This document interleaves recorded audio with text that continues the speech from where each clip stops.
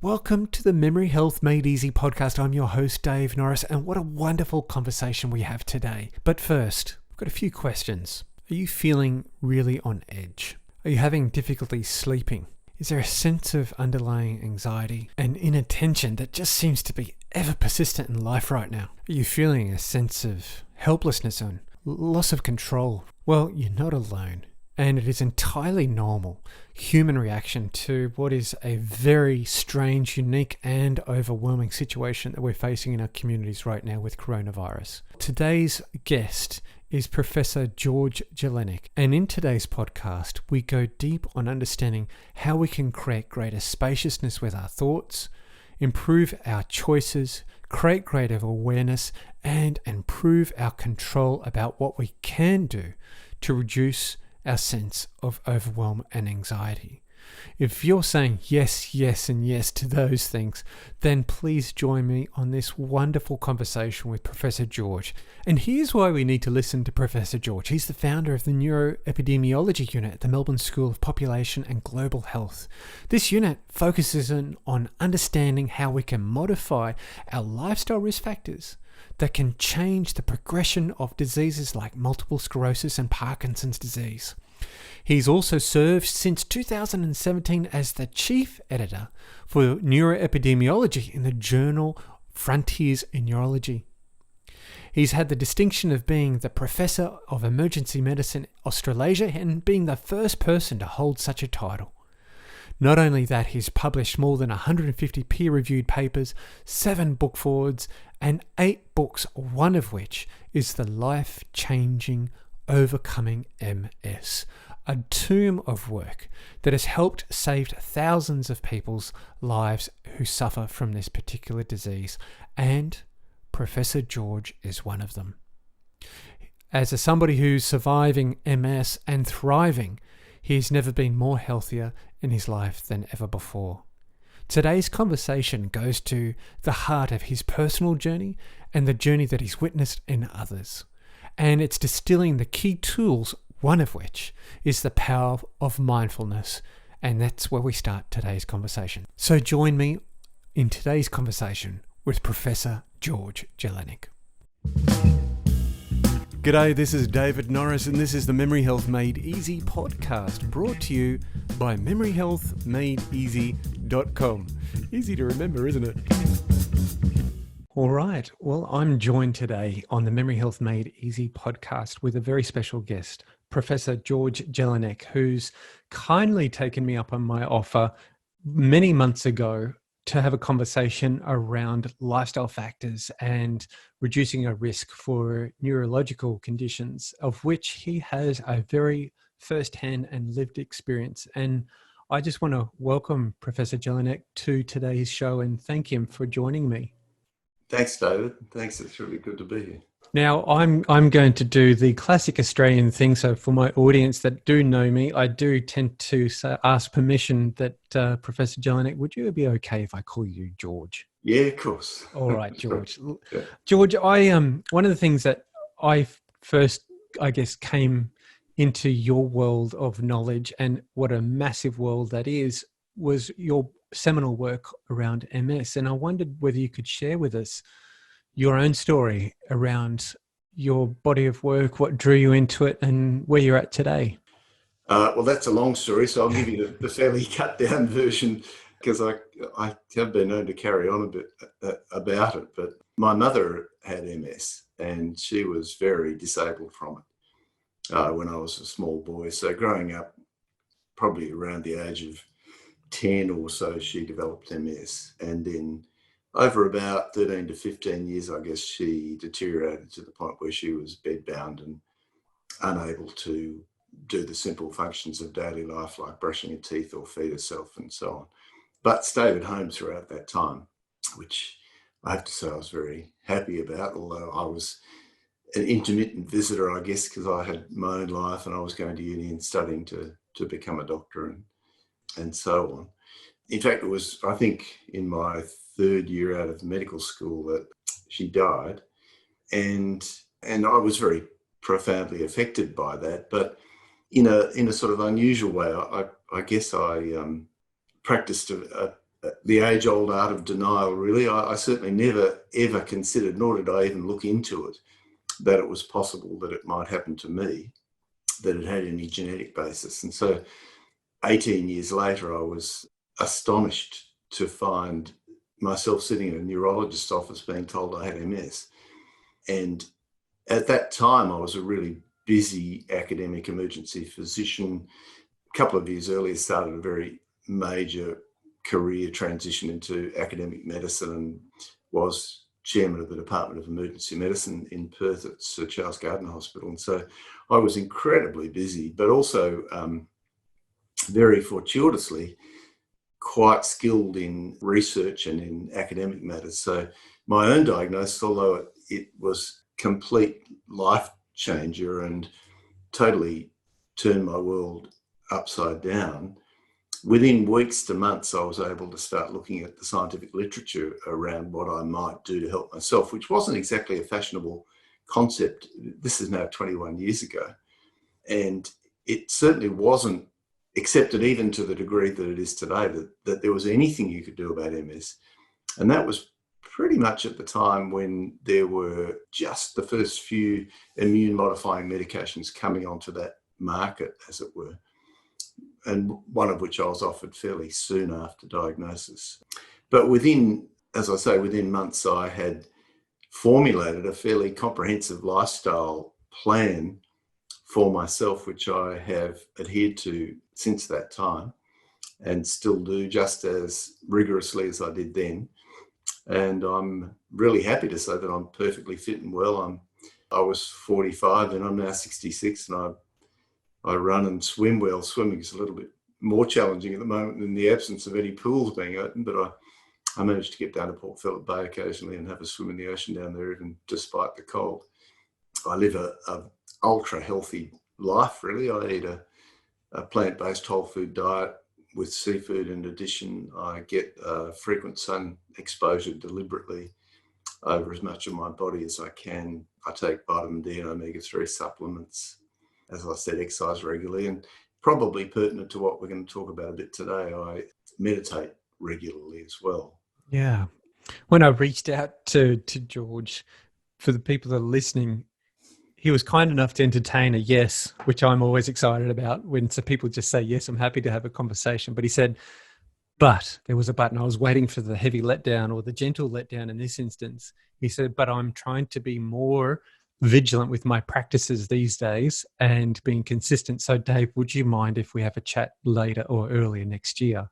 And I think, George, from what you've just spelled out in a very short, surmising way for us, is that there was a moment in time where the blinkers became dramatically off in your own personal situation, and life wasn't sort of normal anymore. It was an adjustment. There was a hold on. I never expected this to happen, and I know that we just highlighted that, but right now, many folk are experiencing the same sort of adjustment, but on different scales and maybe different needs. But there's been a massive life adjustment. And I guess my question is, what helped you navigate that sort of early days of going, gosh, this is happening to me?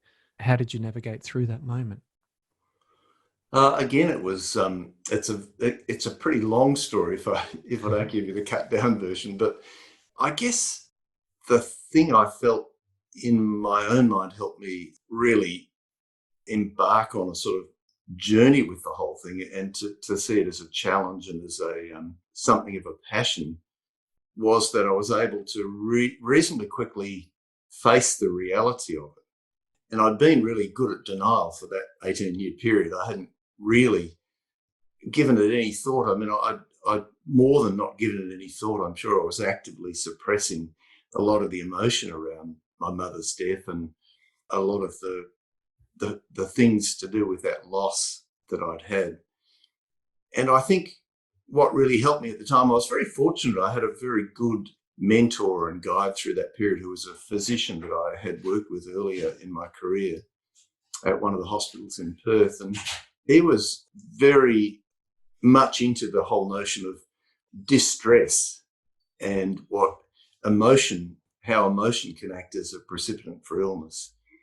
and particularly suppressed emotion and difficult emotions. And so he was able to sit with me for a period of time through those early days and help me through some of those difficult challenges that I faced in coming to terms with the reality of this impending loss. And MS is a terribly life-threatening or life-altering diagnosis. It can be life-threatening too, but particularly around that loss of independence and things that you had taken for granted and how different your life is likely to become. And so sort of facing that and accepting that hard reality over a short period of time really helped me to get into a place where I felt calm about the whole thing. And it was that sort of period of calm. He convinced me that I needed to take a period of time off work too. And I had, in the usual classic medical way, I'd said to people, look, I'll be back next week. I'm on high-dose steroids at the moment. It'll take me a little while to get over that, but I'm not going to be going long, kind of thing. And he said, look, take as long as you like. You may even want to consider not going back to that sort of work. This is the most important crossroads you've reached in your whole life. Give it due space, give it due time. And it was a really important lesson for me when you're faced with a really big challenge, to give it space, to allow things to come up rather than try and control the whole thing, to actually be vulnerable. I mean, one of the things about this sort of current crisis in the world, I think, is it exposes our vulnerabilities so dramatically and so suddenly. We realise just how fragile our existence was, and the things that we sort of assumed were just normal, everyday, average things are actually suddenly out of reach, and they actually always were, in a sense. It was always that fragile. We just didn't know it, and we tend to carry on like that often. We have this sort of grand plan for how we're going to do things. We tend to sort of impose order on everything, but actually we're always very fragile. And it's moments like these, I think, certainly moments like that for me, when I learned how important it was to let go of it a bit, to surrender to what's happening, to be vulnerable, and to leave some space so that things can just come into it. And it's extraordinary when you do that, what things come into your life that you weren't expecting. The one of the things that resonated with me was the working with somebody to de-stress or to understand that stress of what was happening. That there was this, for somebody who has experienced profound loss, much like yourself, that moment of spinning or cycling or fractured time where things just, it's like you've got a beautiful painted window picture of where life was going and how it was going, and all of a sudden that's been dropped and it doesn't look like that, and you're trying to put the pieces back together. In that moment of looking at all those pieces and what is normal and normality has changed and is quite anxiety provoking, but finding that space. And I was in a similar position where I was capable and also very fortunate with the people that I worked around then to have that time and space to heal, to understand, to question, to explore. And again, connecting with somebody to help me through that pathway was one of the keys to help me through that, and our family. And I hear in your journey a similar experience of some similar sort of, touch points of, there's a disruption, then having time, because that time element is also part of that process of helping you get to acceptance. And for some people listening right now, that may be as far reaching as they can go and think, well, that sounds great, but I'm dealing with X, Y, and Z right now in my life. I'm dealing with my workplace has changed. My children are here. I'm homeschooling.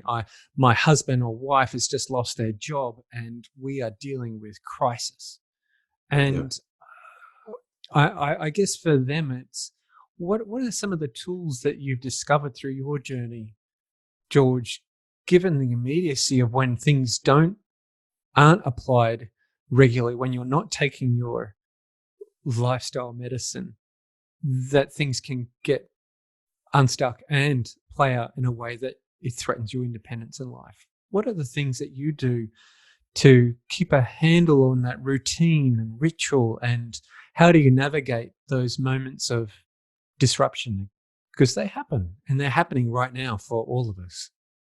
Yeah, and I mean they sort of always have been happening, and that's the interesting thing when you start to look back over your life a little bit, that it is a very cyclical life, and sort of coming to the acceptance that there are going to be highs and lows, and that the lows aren't necessarily particularly bad.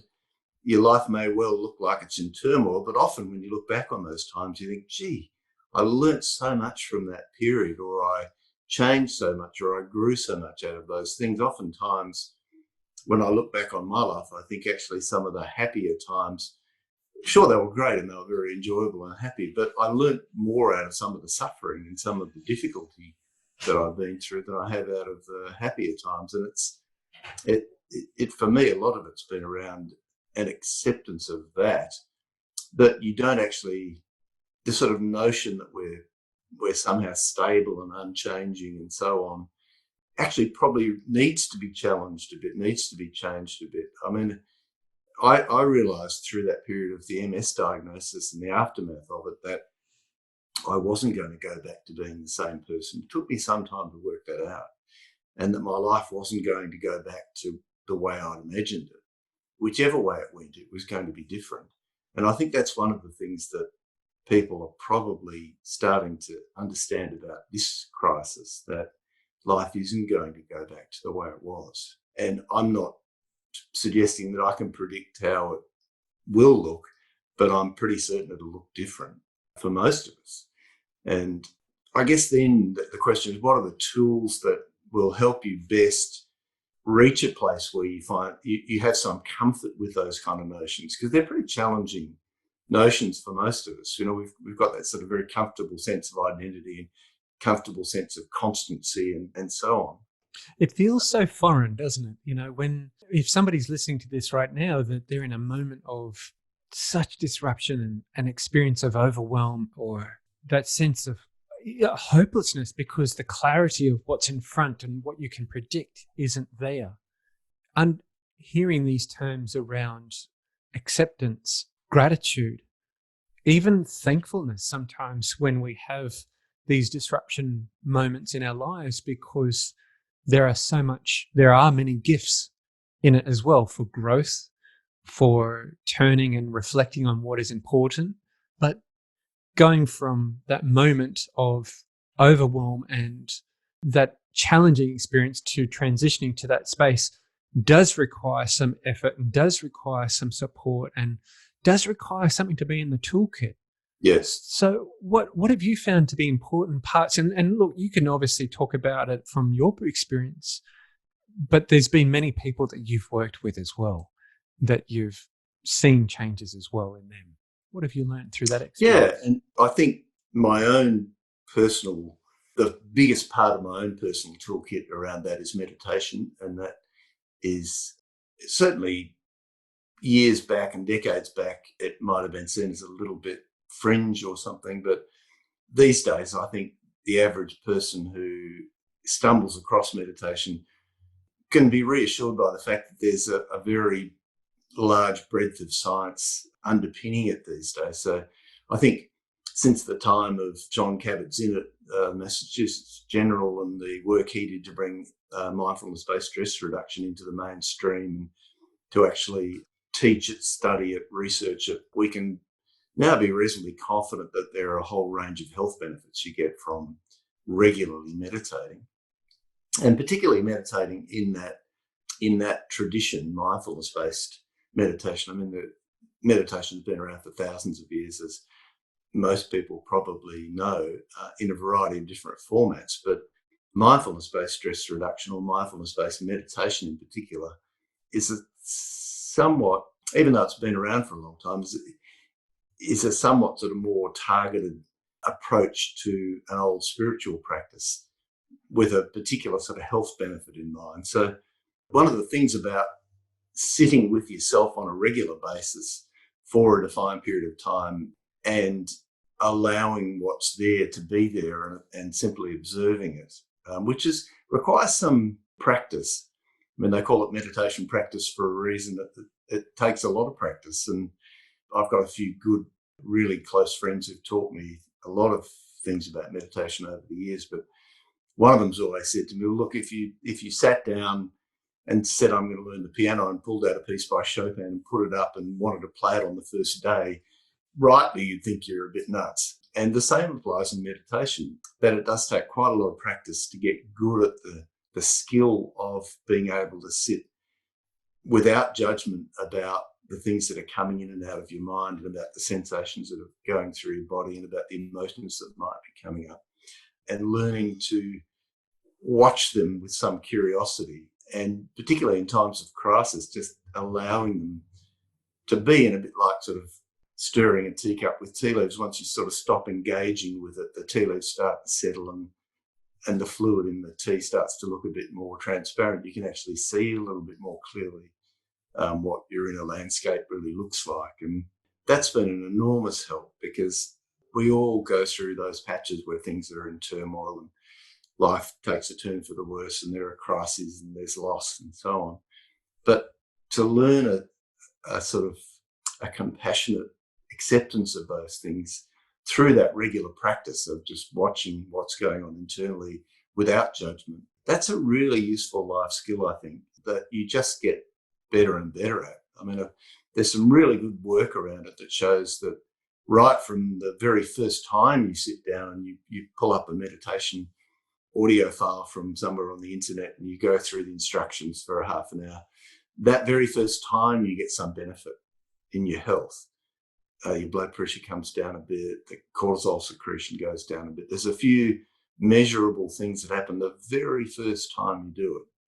But the sort of life benefits, the skills in terms of being able to navigate the ups and downs of life, I think they accrue over decades rather than accruing over single episodes of practice. So I have to say that ranks right up there in my toolkit of what I personally find helpful.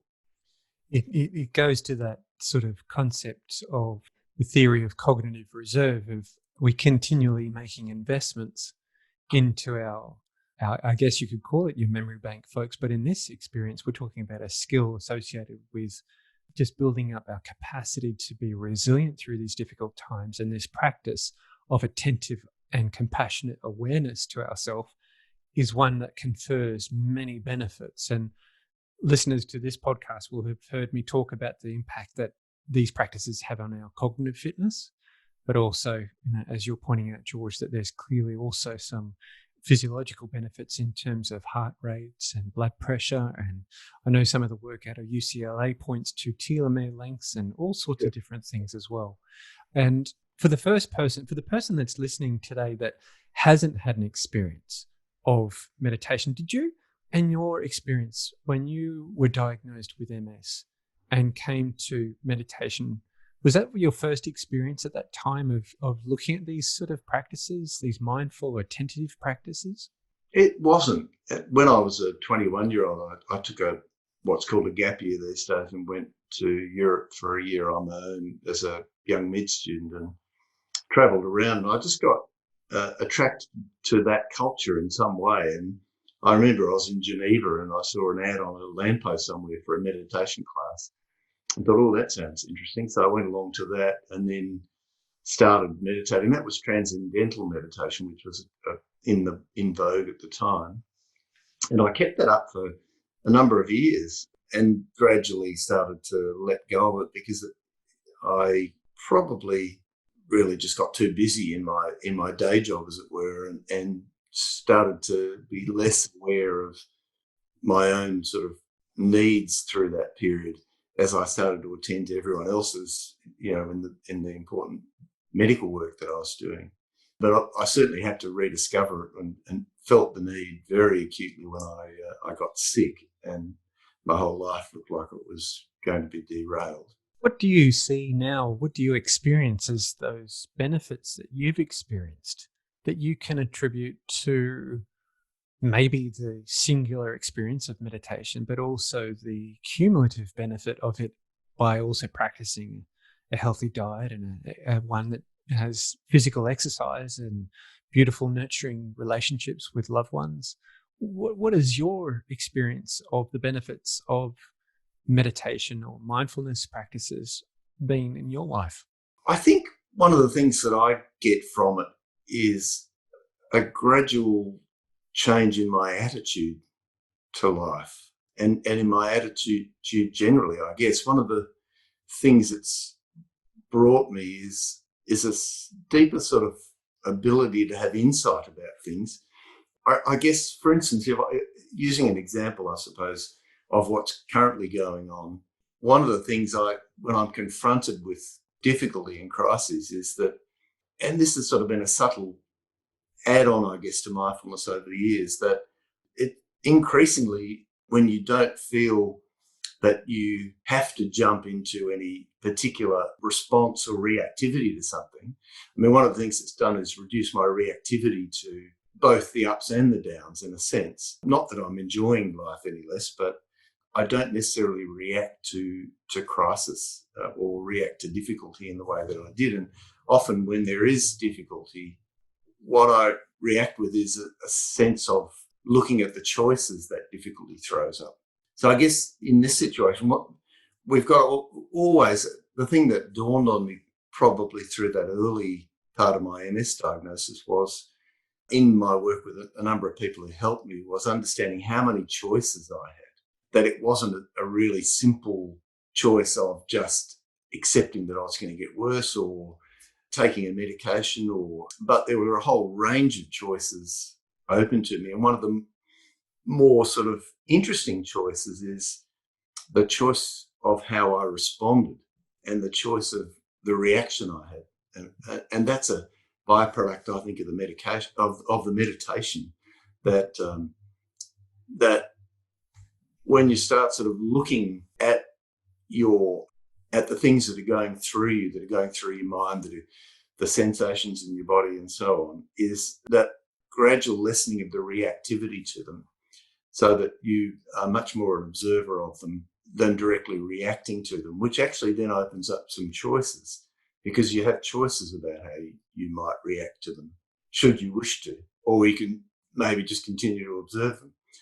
But one of the choices is just that, the choice of how you respond. And for instance, in the current climate, I mean, you could respond by adopting the attitude of feeling hemmed in, feeling isolated, feeling like your choices have been diminished, feeling like your freedoms have been impinged on, feeling Powerless. It's actually sometimes people who haven't done a lot of this kind of self-reflection don't see those as choices. They just think, that's how I feel. That's just how I feel about this current crisis. But actually there are a range of other choices of how you might feel, so that, because in other times, if someone said to you... Sorry, I'm going to interrupt there, because I think there's something we could do here, just as a thought exercise for folk. Right. What are some other thought feelings that we could have to this moment? Because my son reached out to me the other day, and we've been doing some interesting exercises here in our home, where I had to be and I'll go through this again, had to be a homeschooler. And I guess, folks, the concept of had to be, Yes, was the underlining point, where it got me in a lot of trouble in the first couple of days of thinking that that's how I had to respond. And I had to respond in a certain way, which is create a classroom in our home. And I thought, why am I experiencing so much discomfort? And why is my children experiencing so much discomfort? And why is our relationship experiencing so much discomfort at the moment? And it took a few words from somebody, a complete stranger, to say, play. And all of a sudden, my mind opened up to all these immense possibilities of what we could do and what we could do to create, be, thrive. And then then my son asked me, he said, "Dad, what is philosophy?" And I went, wow, we're going here. And he's 10. We're going here. And so I said, I have a book that I would love to read you. Would you be interested in learning more? He went, yeah. So we pulled out Sophie's World by Justine Garter, which is a wonderful tale about understanding philosophy. And in the first couple of pages, it talks about the human condition losing a sense of wonder and mystery. And again, that is another opportunity that we could have as a lens of experiencing what's going on at the moment. What else do you think is another way that we could be having a feeling of a sense of experience now?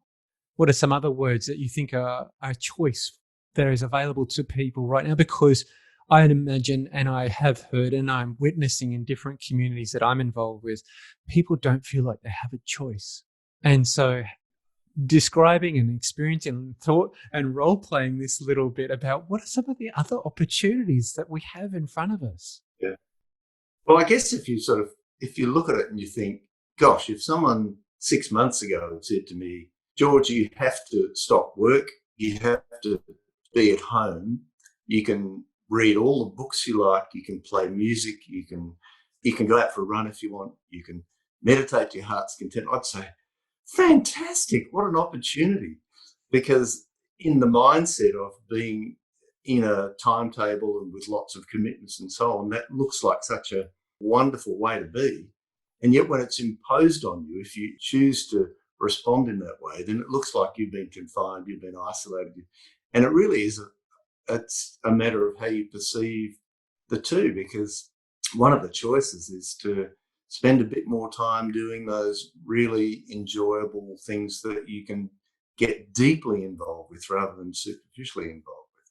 So, the sort of rush in from work, prepare a meal for the kids, do those various chores that you've got to do, rush down the shops. You've actually got all the time in the world now to do those things without any pressure, but you can also choose to pull out your guitar or read that book you've been promising yourself you wanted to read, or take up a new instrument, or think, well, look, this meditation sounds like a really interesting idea. I think I've got all the time in the world now. Why don't I give it a go? There's no one really going to bother me. I'm not going to get interrupted.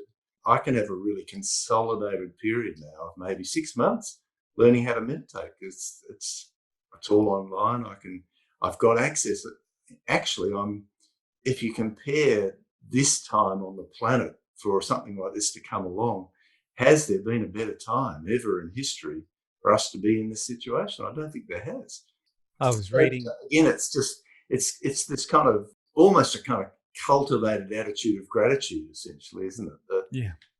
That comes with that regular practice of not being judgmental, not being reactive, not reacting to things as if you don't have choice. And there is resistance and pain and friction and anxiety all emerge when we are having these perpetuating and cyclic thoughts around restrictions or can't. And so I guess what we're talking about here, George, is some pathways or opportunities of new experiences that are there for folk that haven't tried meditation before. One of the things that I think is worth raising is that when I speak about it and when I see the blinkers or the confusion or the resistance in people in hearing the term meditation, it's often to do with, oh, isn't that just a spiritual thing?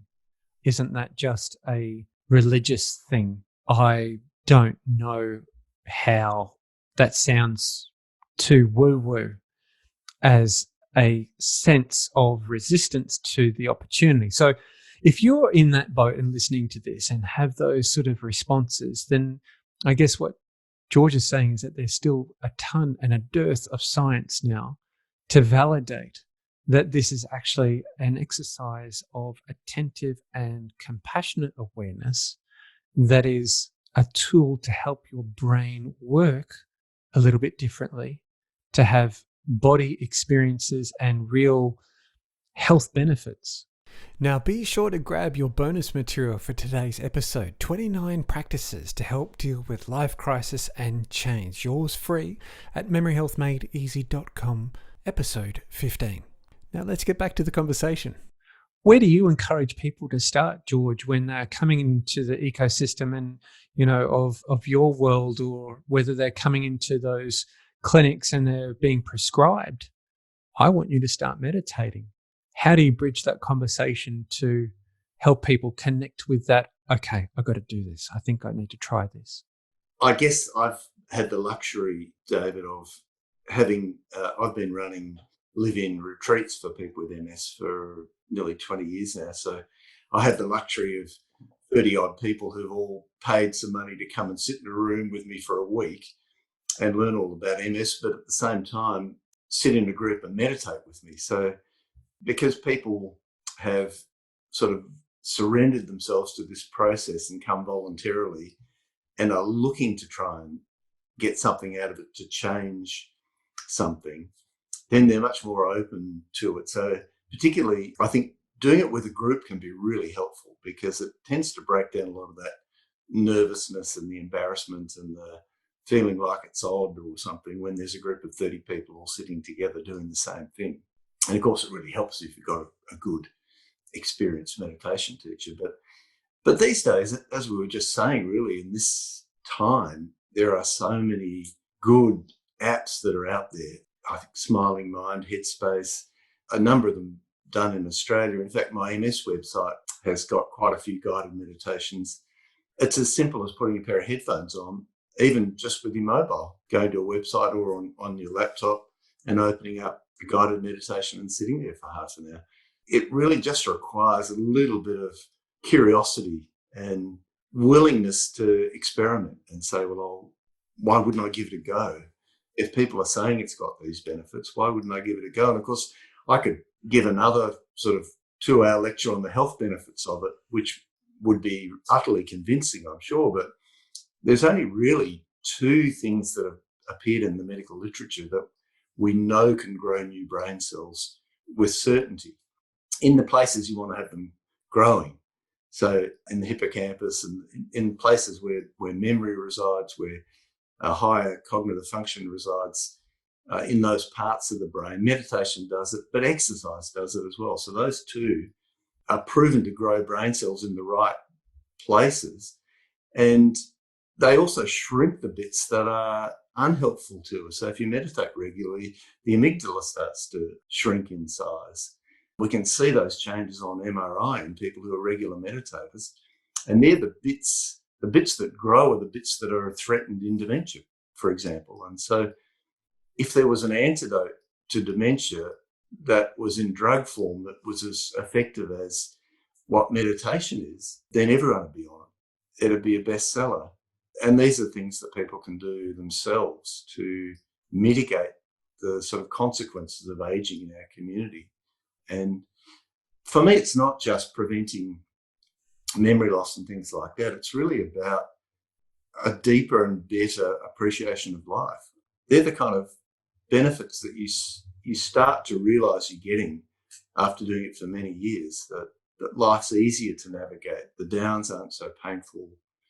Actually, what many people call quality of life, but I would just call your experience of life is just better. The examples that I often throw around the relationship of the hippocampus and the amygdala is that it's like putting the reins around the amygdala, like a horse that is bolting out of control. And for many of us, we could probably resonate with that experience that the horse does feel like it's on that runaway experience at the moment. But with meditation, we're bringing, I guess, the experience of throwing the reins around that horse, that out of control, that sense of helplessness, into a space where we have more ease, more fluidity, more time to respond, a greater sense, I guess, of equanimity around those peaks and troughs of life, that there is a sense of evenness and stability through it. And we could then bridge the link to resilience around thriving and growing in difficult times. And they may sound all very lofty type experiences right now for many people listening. But what a wonderful time to start learning and putting yourself on a pathway to do that. And for some people, they may feel that this may be just the thing. And if we're going to layer that experience of connecting, somebody who's listening to this about, well, there are apps. We've mentioned a couple of Smiling Mind, Headspace. There is a whole dearth of different apps, and they are tools to help you get on the train tracks. But you need to come into that space and start to practice. And just by being there is just enough to start with. And then by turning up more consistently and regularly for yourself, at some point you'll find that you may not need those tools. You may not need those. But if you're somebody that needs a little bit more, then there is certainly other tools out there like Muse, M-U-S-E, which is a more of a biofeedback tool to help you meditate as well. So if you need a little bit more data, am I doing this right? If you're that analytical type and you're needing that sort of experience, there are things that can help you. But again, at some point, you'll leave those tools behind if you continue down this practice. So, I like what you were saying there, David, about this time and how you see it. And I think it's a choice to see it as an opportunity. But if you see it as an opportunity, then it's amazing what will come out of it, what arrives for you once you start treating this time. Let's face it, it's a really interesting thing to be forced to kind of reconnect with ourselves, reconnect with our micro community, as it were, the people in our house, in ways that we haven't possibly for many of us for a long time, because we've all been ships passing in the night, rushing around, everyone's doing their own thing. But suddenly we're actually in there, all in it together all day. Yeah. And you can read any number of accounts about how irritating that is and so on. But seeing the whole thing as an opportunity, it's interesting. For me, time sort of slowed down. And each day seems to take way longer than it did before all this started. And the little tiny things seem to assume so much more importance. Mm. So there's all sorts of things that people are starting to do, is my understanding of some of the blogs I've been reading. People who haven't cooked for a long time are starting to experiment with making cakes, or, the flour or the cake mix recipes. And the cake mixes have been running out of supermarkets. Panic buying of cake mixes. It's fabulous, isn't it, when you think that? Well, you assume that there's like a parent and a child probably, and the child's learning how to make a cake from mum or dad or both. What wonderful things. My daughter's in there at the moment doing a jigsaw puzzle. We haven't done one of those on the kitchen table for a long time. Now we're trying to squeeze the meal in onto the corner of the table because the puzzle's so big on one end of the table, and things that we used to associate with holidays when you seem to have lots of time. And I think a lot of that just comes from that attitude of thinking, well, it's an opportunity and I'll make the most of it, rather than I can and I can't do such and such anymore. I'm not allowed to do this, which is a sort of pessimistic or negative way of framing it that brings with it all sorts of personal pain, I think. Yeah, I did this experiment, and I say experiment because it was an experiment, guys. I don't do this to my children, but I did this experiment with my son today. He's got his birthday coming up, and he has obviously all the previous experience of birthdays about what could happen, would normally happen.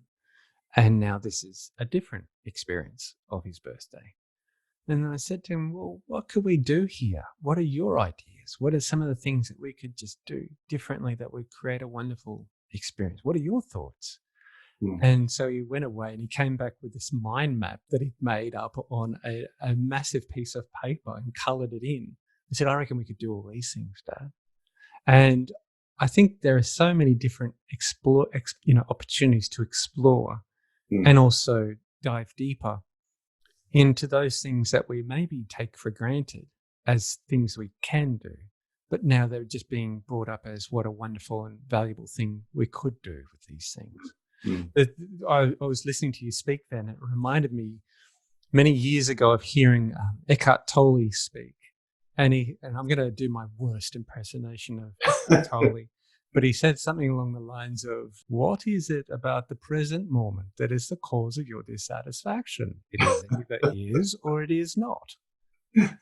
And I think in what Eckhart was saying, and it reminds us, is that our expectations, our desires, our determination to create or have or create this moment in when things can't be causes so much discomfort. Yes. Yeah.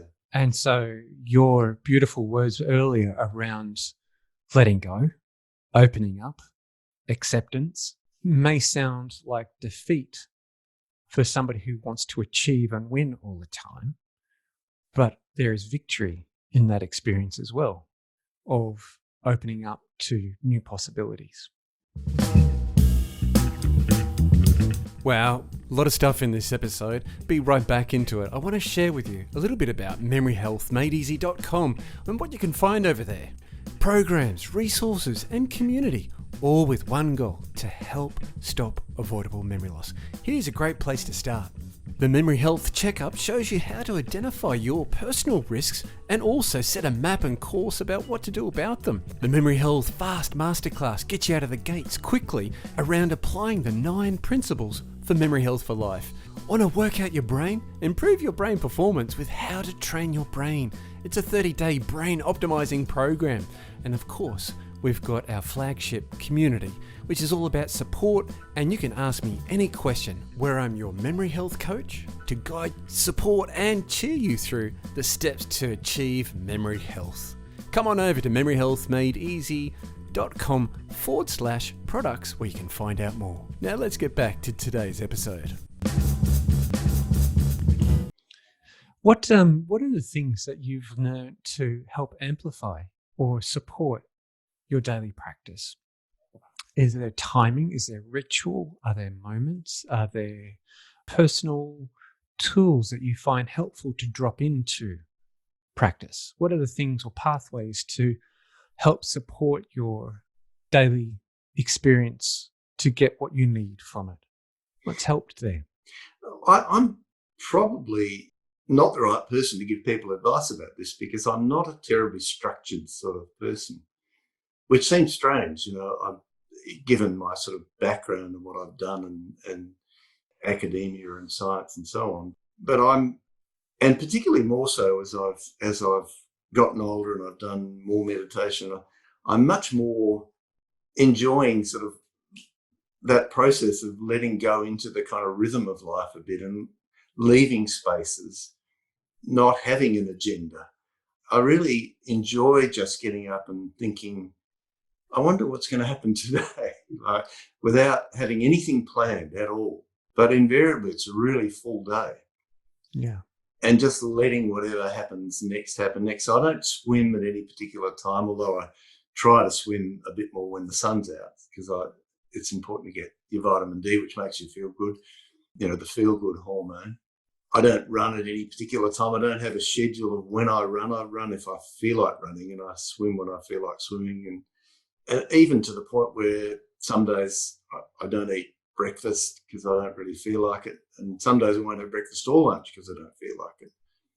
So much more into doing whatever comes next kind of thing, whatever the next thing I feel like doing is, and allowing that to sort of draw me into things so that I feel like I'm sort of more in the rhythm, the underlying sort of background rhythm of life than it is me creating my life, so that I'm just sort of part of it rather than the person orchestrating it, if that makes sense. Yeah, it certainly does. And I think I would describe that as somebody who's got quite advanced skills and practice over time that you've not integrated is such a structured term, but you've brought it into the fabric of your life through many different occasion experiences, and it's sort of manifesting now through a deep awareness of what you need and creating opportunities for listening to and attending to that and giving yourself space, all the things that you've mentioned earlier. I'd imagine for many people that are listening today that maybe it is about a bit of structure early. It's about, if you've not had the opportunity to explore this in your life before, that you'll likely need time, you'll likely need space, you may need even some cues or triggers to help with that early transition and building up of that skill and behavior. But the benefits, perhaps, of what George is explaining is this is where it's got to in your life through continued practice and observation of self and those sort of things. And that's the potential pathway that people could go down. I know for One of the me, useful things that my friend Craig Hassett said to me, those who have gone into meditation a bit more deeply will probably know Craig's name. He's the director of, I guess he's the director of mindfulness programs at Monash University, and has been in a couple of films and I think written 13 books or something on mindfulness. But he said to me early on in this sort of journey that the practice is one thing. So being non-reactive and compassionate and curious in your meditation practice is one thing, but taking it out of the chair into your day is actually what you're doing it for, so that you approach your days with curiosity and you notice things without judgment, and that you have there's an ease about the things that unfold in your life, and a sense of letting them unfold and letting that happen, just as there is with meditation. And the more you practice it, the more you can take it into your life. And so that if you're walking down the street with the dogs, then you're walking down the street with the dogs, and you're noticing the leaves falling off the trees down our street at the moment, and you're noticing how cool it feels on your face, and so on, rather than planning what's going to be for dinner tonight, or thinking about when you should go to the shops, if you should go to the shops, or being annoyed at what that person said to you this morning, or whatever the other random thoughts that keep chattering away in our minds are, that we're actually paying attention on purpose in the moment. And it feels better. It feels more connected. It feels like you're alive. I find that when I personally don't practice, and my practice will change and adapt and pivot at times, but it has an echo through my day, that with turning up for myself of a morning, and that at the moment, and again, much like yourself, I'm thinking, this is awesome. I get to do more Tai Chi time than I've never done before. I'm doing this more frequently. This is amazing. I wonder how much I can get out of this. And I find that there's this echo that it just carries. It carries through. And for folks that can't see me, I'm waving my hands up in the air at the moment. I can vouch for it. That it just carries. And geez, that's been helpful for me. For somebody who, obviously, I love having these wonderful conversations with people like yourself, but I also have a clinical practice. And that clinical practice has had to make a really significant change in what we were doing because of the changes that we've been brought about. I've had to make a change, obviously, as being dad at home and our family at home, and all of that requires, in my physical exercise routines have changed because of, and so all these disruptors has meant that I prioritize turning up for myself as being one of the most important things in my day to help me be and carry that through my day. And at the moment, that's in my first aid toolbox of what I need. And that's going to help me. And then I'll ease into the rhythm of this new life with a little bit more ease and grace, I hope. Yeah. But that's where I'm at. And so you can see, folks, that for different people, we are using a similar device of an exercise, but I'm using it at the moment because that's what I need. And you can hear George's experience and what his need and how he applies it. What are some examples that you think about those people that come to retreat with you, George, and when they go to back implementing stuff in their life, what are things that you've found that have helped them? I heard connectivity, doing it together, having some sort of solidarity with others through this experience. And it brings to mind some opportunities for people to collaborate or connect or even have social, and these are weird terms, social contracts. Let's say it's an agreement with somebody else that you're going to do it together at a certain time. It might be creating these new experiences online to do something like that. What have you observed that have helped folk? Well, certainly I think you're right, David. One of the things that our research has actually shown is that your partner is really important in all of this. And I mean, these are interesting times, aren't they? Because there's an opportunity there for relationships to grow through these times as well, because you've got more time to spend with each other. I'd swear time has slowed down since all this started, because you've got time to be more attentive to things people are saying, because no one's in a rush to go anywhere. You can actually fully tune into the conversation that you're having with your partner or with your child, or in that sort of family environment, or it might apply in a shared house or whatever the people are living in. I forget what the current term for it is that they're using, but your household, that's it, your household, they're saying, which is kind of a nice way of putting it, really. The interactivity between all the members of your household has an opportunity to develop through all of this when people aren't rushing by each other.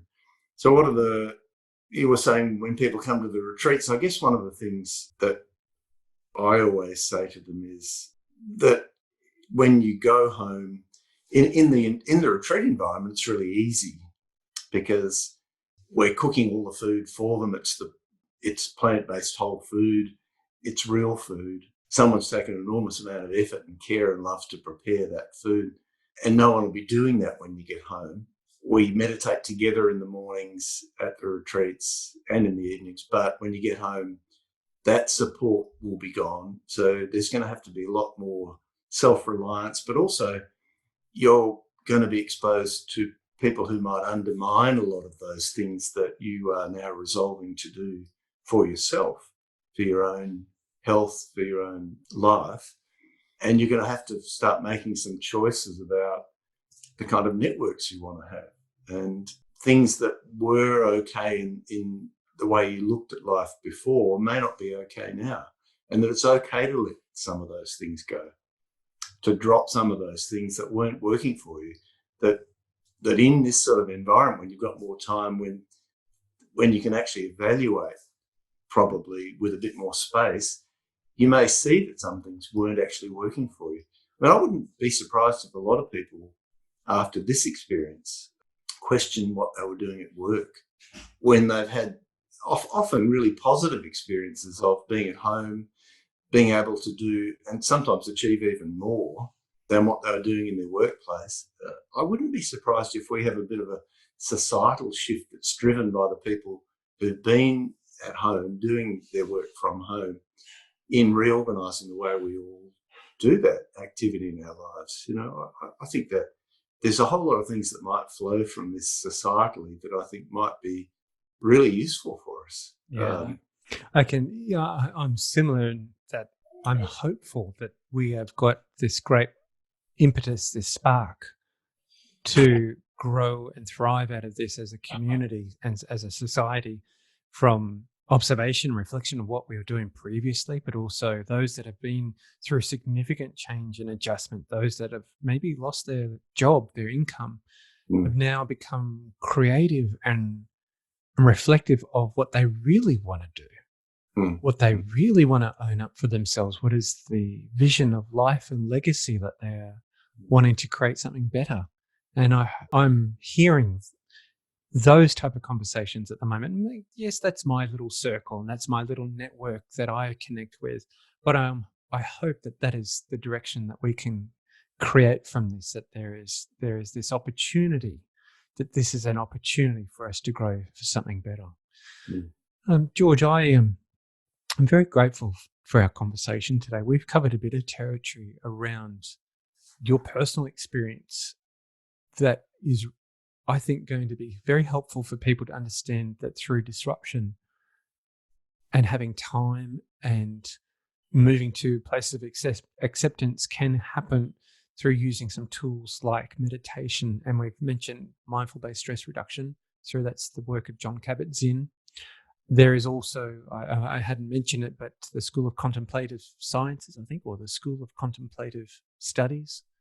They've got a wonderful little pictorial that, if I can find it, I'll link it into the show notes, which is the tree of contemplative exercises. And so giving you a bit of an impetus and thinking about what some of the pathways potentially could be to practice mindfulness. And I guess we've also touched on how we have choice. We've got a choice at the moment. And those choices can become a lot clearer once we start practicing and sitting and being aware of ourselves and practicing those mindful-based exercises. Is there something that you'd like folk that you think is really essential missing in the conversations right now that you're witnessing, George, that needs to be mentioned or further highlighted for folk as we navigate these very unusual times for us as a society? The only thing that disturbs me a fraction, I have to say, is the sort of potential for some of the things, some of the social media tools that we use for making life worse, for exacerbating fear, for spreading confusion and concern. You know, I've got to say, I've been just toying with the idea of getting rid of a couple of those things out of my life altogether that I was doing really because I wanted to stay easily accessible for the MS community, that many of whom like to sound me out about various things. But it's so easy to, in the sort of 140 character type world, it's so easy to have cheap shots at things without giving things any adequate thought, or it's not a great platform for moderate, sensible interaction, is it? So, I mean, I don't know. I guess I'm thinking maybe it's better to be a little less tuned into that and a little bit more tuned into the colour of the leaves and the wind on your face and, the sounds you can hear and so on. Moving a fraction away from some of that stuff that we tend to do habitually and just spending a bit more time reconnecting with the real things in our lives and our environments. I'd like to second that. I think that there is at the moment, and also previously, I know that we made a choice in our home to, do we really need to watch the nightly news stream? I don't think it's adding any value to us as a family. I don't think it's adding anything that I can actually participate in a constructive way. So we made a choice about 2.5 years ago to stop watching it. But that does not mean that I am not disengaged with our community by picking up and having reliable channels of information to come to me about the things that are important for me. And I also make a decision and talk to my clients, particularly around their habits using social media, about what are our goals, what do we want out of it? Is it serving you? Is it serving what you were trying to achieve and where you want to be in your life? And coming up with some parameters around safety bumpers about my participation, and then moving away from it. It takes, these tools are very, very smart in terms of how they're trying to leverage our frontal lobe when it comes to the reward experiences. And so, I can only see, and I witness that in my children about what their exposures and how that changes their perceptions of needs when it comes to social media. So I think being mindful of how we are using these tools, what we want to get out of it, etc., is so important. One of the things that I did in response to this, George, was to create a group called Memory Health Warriors. And that was a group of people that were interested to turn up for themselves, but also their community, about learning what they can do to reduce their risk for memory loss later in life. But also, obviously, the payoff is to live with greater energy, a sense of purpose and clarity right now, and to live life relatively fiercely. And I think, when you can create and support communities that evolve like that, that's one thing that I think I can leverage the social media tools to help cultivate something better. Yeah. And that's what interests me. Yeah. That's what interests me. That's it. Professor George Jelinek, thank you very much for your time today. This has been a gift of a conversation that I guess when I first reached out to you, we were going to potentially traverse different trajectories around MS and Parkinson's disease. But I am grateful that you wanted to have this and we're interested to have this conversation about right now, because I think this will be very, very helpful for folk that are out there listening to today's conversation and maybe have a loved one who has an experience of MS or Parkinson's disease. Then I would thoroughly recommend having a good read of Professor Jelinek's wonderful work. Where can they find out or stay in touch with you, George, in terms of your ongoing work, and how can they, learn more from you? My website is overcomingms.org, and that's now a sort of fairly large project. That's the OMS charity now is established in the US, the UK, and Australasia. And the website we now have circles that we've created all over the world of people. So there are OMS ambassadors in over 100 cities in the world now, each of which has a circle of people with MS in that city that meets not only virtually but actually face to face. So we've got a big online community, but also there are real communities all around the world of people who are doing these sort of positive lifestyle behaviours to ensure they have long, healthy, happy lives. And so overcomingms.org is the website. The book is Overcoming Multiple Sclerosis, which is free for download from the website for people in the US, and it's a free hard copy in the UK or Australia if you contact the people at the website. And I'm also on Facebook under my own name, and people can also contact me that way. Great. Professor George Jelinek, thank you very much. And I would, again, like to recommend folk get into Professor George's work. It's beautiful and life-changing. Thank you very much, Professor George Jelinek. Thank you very much for your time today. Thanks, David. It's been great being on the show, and lovely to meet you too. You'd likely agree with me. This was a fabulous conversation with Professor George Jelinek. What did you learn today? What was it that you're going to do? What's the one thing that you can apply today, tomorrow, and even over the next 5, 10, 14 days? I'd love to hear what you connected with. Please come on over to Memory Health Made Easy, episode 15, and leave us a comment in the comment section on the post page. I'd really love to hear from you, and so we can kick off a great conversation as well. Other episodes that I think maybe add some real contextual value here today is the food, mood, and microbiome conversation that I had with Dr. Amy Lockman. Also dovetailing that conversation is the wonderful work of Scott C. Anderson in episode 8, How Your Gut Health Affects Your Brain Health. The work of Dr. Thomas Gwillams on stress and how it damages your memory health is also another key conversation in episode 9. And if you're after something that just greases the wheels and helps you slip into a really easy self-care routine, then the light, breezy, and deeply gorgeous conversation with the Merrymaker sisters, that's easy for me to say, on how to take care of yourself during the coronavirus in episode 13 is a lovely conversation also. Be sure to grab your free copy of the 29 contemplative practices to help you deal with life crisis and change. Available at memoryhealthmadeeasy.com, episode 15. I'm David Norris, and thank you very much for listening to the Memory Health Made Easy podcast. Look forward to hearing from you soon. Bye for now. If you really enjoyed today's conversation and have enjoyed other conversations on the podcast Memory Health Made Easy, come on over. And I'm super excited to announce, ready, drum roll.